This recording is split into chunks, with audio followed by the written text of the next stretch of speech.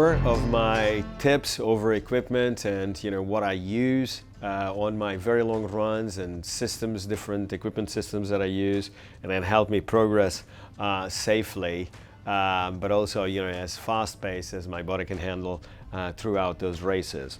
So today we're going to be talking about I call it the extremities of the body. So we've talked about shoes. We're not going to repeat that.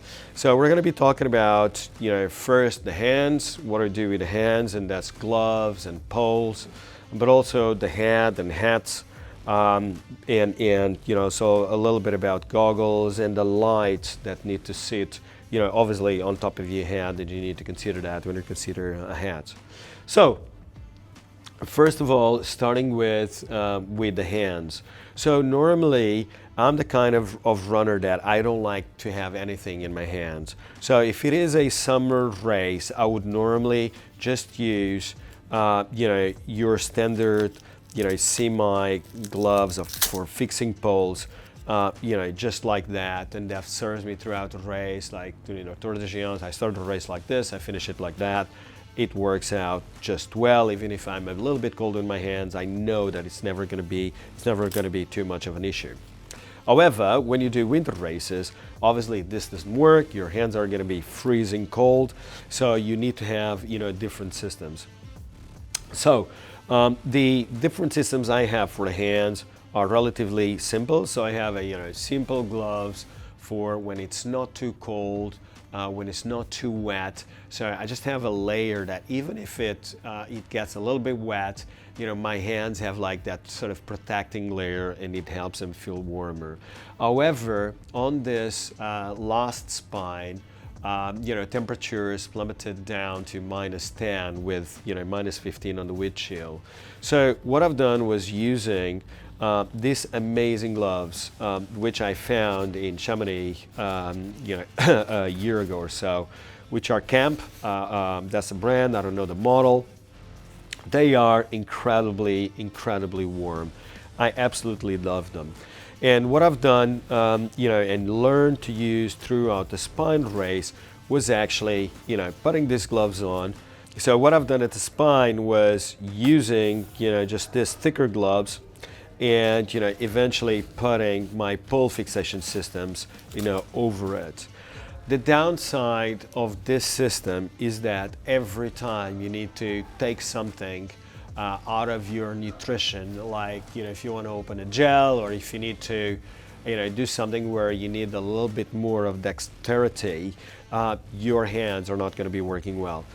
So what I've done, I found that if I just release a little bit of this, I can actually take the entire glove out and do what I need to do, and just if I am still quick, I can put it back in, tap it back, and it works really well. Again, I crossed the Geants with this system. It worked really well, had no issues, so it worked out great. Totally recommend it. With the gloves and the hands come the poles. Poles, as you've noticed, I use LEKIs. So there's essentially two decisions you need to make. Either you have a system that uses the Shark lock system developed by LEKI, or you have just a strap which you use around your wrist. The great thing about straps is that they allow for better flexibility on taking the poles out, putting the poles in. The LEKI system is just more efficient from a movement standpoint, because you actually don't need to grab the pole. If you just press it downwards, it's going to give you some propulsion forward. I normally use LEKIs which are very light. So for my size, I tend to use the FX system, which is this one. This year at the spine race, what happened to me was, right on 10 kilometers into the race, I've put the pole on a hole and I forced my hand on it, and it actually broke. So I had to run, the next 65 kilometers until I got to checkpoint 1 without poles, which was absolutely fine. I actually after that, I decided to actually run without my poles on for probably another 100 miles. So, but what I wanted to tell with this anecdote is make sure you have spare poles in your bags. And the other thing is make sure your poles are either the same size or the same type of system. So, these poles are all the same size. Although they're not the same weight, I can still use them, in a differentiated manner. I can mix them up. It doesn't really matter. They're still going to work fine. Not ideal, but they're still going to work with the same degree of efficiency. So, again, this is my preference, what I use for my poles and gloves and hands. About my hat, I like wearing hats. I normally wear a baseball cap when I'm doing summer races. It works out well. Naturally, the thing about caps and hats is that you need to have your hat torch that needs to go on top of your hat. Obviously, something like this does not go with a baseball cap. So normally what I do is I turn the baseball cap backwards and just put the light on. It's not efficient if it's raining in the night. You're going to have rain in your face. You have water dropping down your eyes. Your face is salty.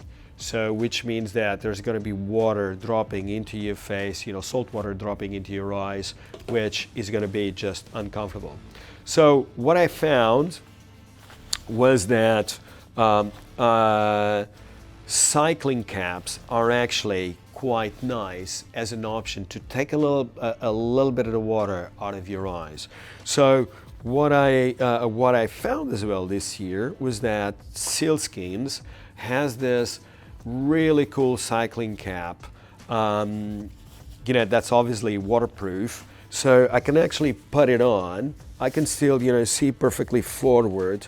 It has this sort of little pal here, which allows me to put the light on top, and it still works well because it doesn't impede the light to come very close to my feet, so I can still see where I'm going.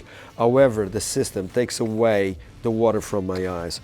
It works well for me, so I'll be great to it would be great to have your comments on this one, because it's a system that I'm not using for a long time.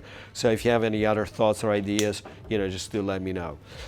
Some of you may ask about the light systems. Why do I use Petzl and Neo Plus specifically within Petzl? Well, first of all, because it is the one that has sort of longer battery lifetime.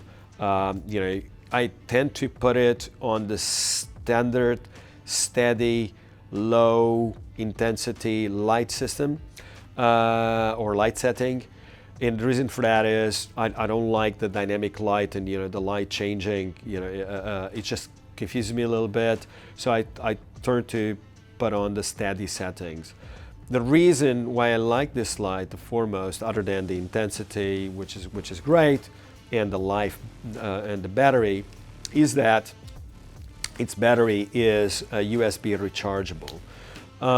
So what I do, my system is I number all of my batteries that I take to race. So this one, you can see this is number 7. So when I actually go to a checkpoint and I change batteries, I know which ones I have used and which ones I have not. And I start the race with number 1, and I have number 2 and number 3 on my bag. So when I dispose of number 1, when I get to a checkpoint, I put in number 2 on the system, and I put in number 4 as a replacement. Number 1, what I'll do then is within my drop bag, I have a Catlin battery charger. So what I do is I just plug it in just like that, and it's going to be, as you can see here, it's going to be charging up until the next checkpoint. I don't need to do anything. It's taken care of. So these are, I think, the notes on what I use on my hands, my head, the light, sort of, my head system, my hand system, and the poles. Hope this is useful, and see you on the next video.